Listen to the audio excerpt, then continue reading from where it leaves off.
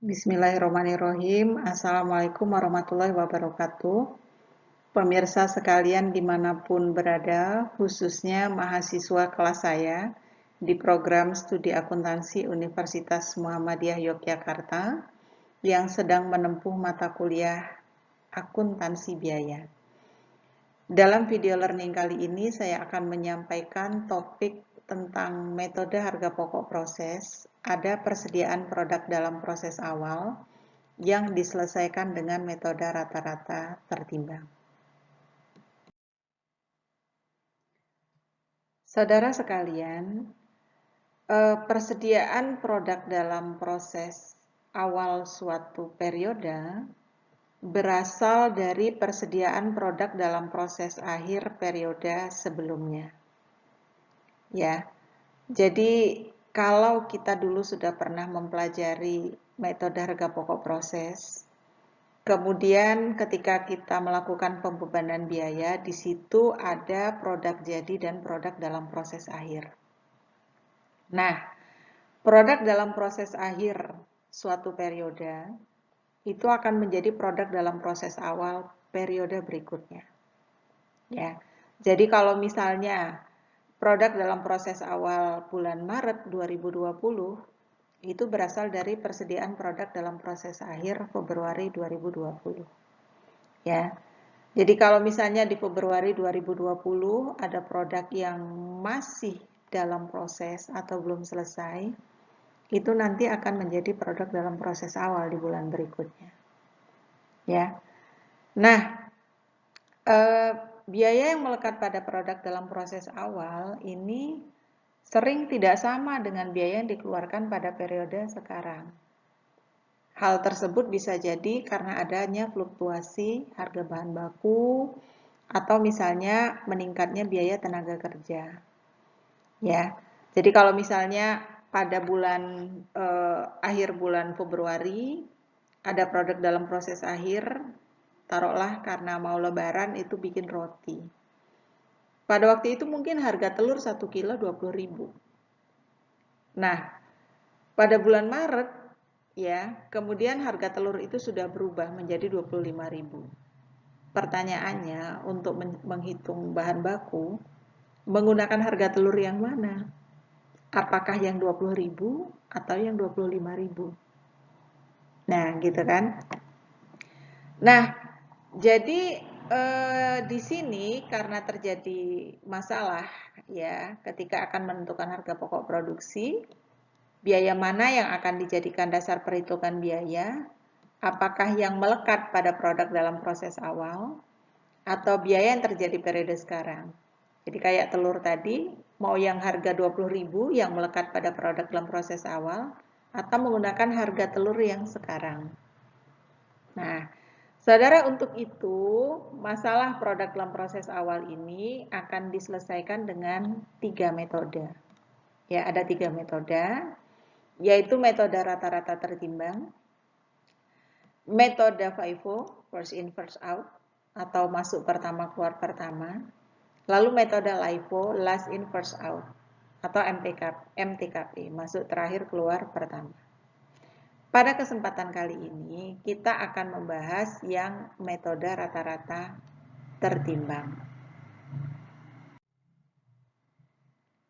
Nah, saudara sekalian, sebelum kita membahas tentang persediaan produk dalam proses awal yang dibahas dengan metode rata-rata tertimbang ini, saya ingatkan kembali bahwa jumlah produk dalam proses awal ditambah jumlah produk masuk proses harus sama dengan jumlah produk jadi ditambah jumlah produk dalam proses akhir.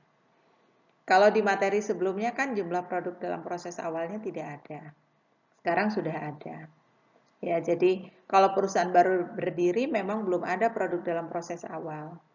Tapi kalau perusahaan itu sudah berdiri paling tidak 1 periode, kan sudah ada produk dalam proses akhir yang pada periode berikutnya sudah akan menjadi produk dalam proses awal.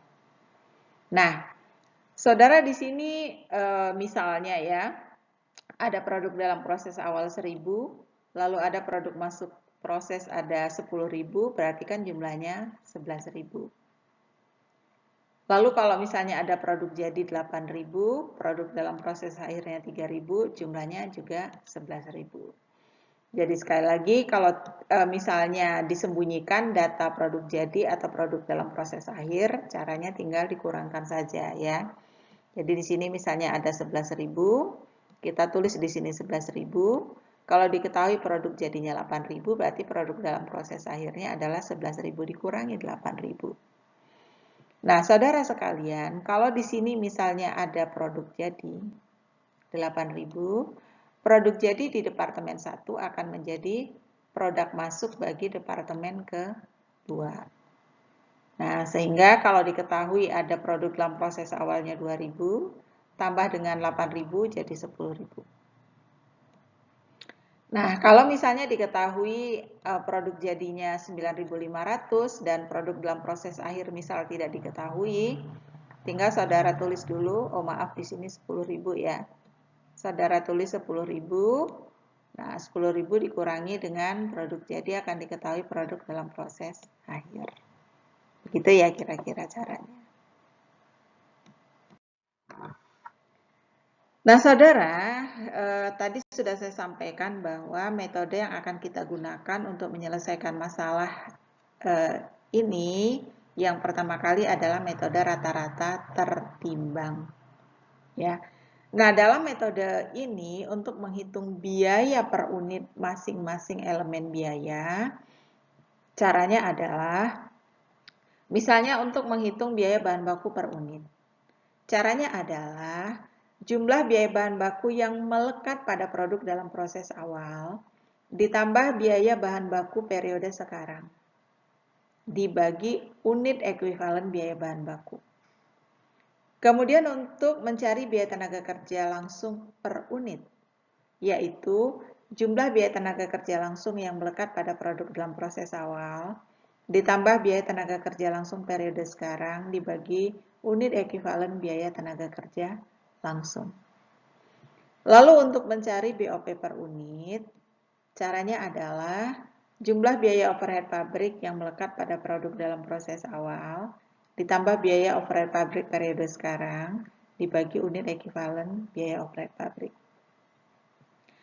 Adapun menghitung unit ekuivalennya dalam metode ini tetap sama dengan materi yang sudah disampaikan di materi sebelumnya, yaitu jumlah produk jadi ditambah produk dalam proses akhir dikali tingkat penyelesaian. Saya tegaskan di sini karena kalau kita masuk metode FIFO, cara ngitung unit ekuivalennya sedikit berbeda. Saudara, di sini saya cantumkan contoh soal ya. Nah, jadi misalnya di sini ada produk dalam proses awal 5.000, kemudian ada produk masuk 70.000, produk dalam proses akhirnya ditanyakan, saudara bisa menggunakan rumus atau cara perhitungan tadi ya, yang sudah saya sampaikan sebelumnya, yaitu produk dalam proses awal ditambah produk masuk sama dengan produk jadi ditambah produk dalam proses akhir. Ya. Nah, kemudian produk jadi di departemen pertama M ini akan menjadi produk masuk bagi departemen N. Soal ini akan kita bahas di video learning berikutnya. Saudara, demikian yang dapat saya sampaikan.